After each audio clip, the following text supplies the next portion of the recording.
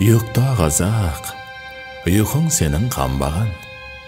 Мір жақып та оят алмай, жырыменен зарлаған.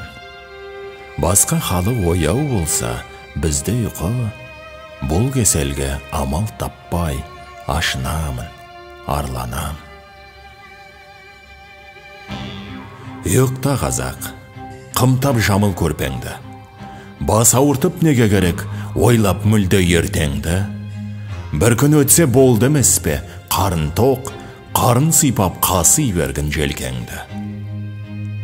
Ұйықта қазақ, ұйқы өмір қызығы, әр нәрсені керегіне ойлап мүлде бұзылып, соғым бар ма, ойым бар ма түнделетіп ойнайтын, міне осы нағыз бұл дүниенің қызығы.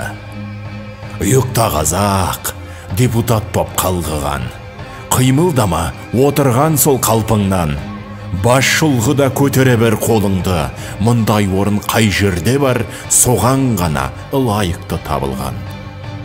Ұйықта қазақ, көзің салма кедейге, өз ұлтыңды жалқау халық дегейсің, қазағыңды қан жылатып итеріп, жағдай жаса қаңғып келген өгейге. Ұйықта қазақ, туған тілді ақсатып, бөтен тілді сөйлетіп қой қақсатып, өркениетке жеткеніңді дәлелдеп, шүлдір қағып, орысшалап боқтасқын. Ұйықта қазақ, күресіп сен шаршадың, жемқорлардың әлі күшті алшаңы, балық бастан шіріп жатса іс нешік, керек қылмас ұлтыңды да қалталы. Ұйықта қазақ, ойдың қанша керегі, егемен боп елің міне теңелді. Ата-бабаң еркін көшіп жайлаған, сатылады шүршітке де, дүрбітке де жеренді.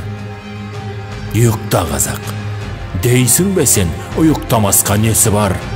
Сен ұйқыда жатқанда бөлшектейді кесіп ап, қожамын деп жүргеніңде еліңде, оянғанда құл боп қалма, осыны да есің ал.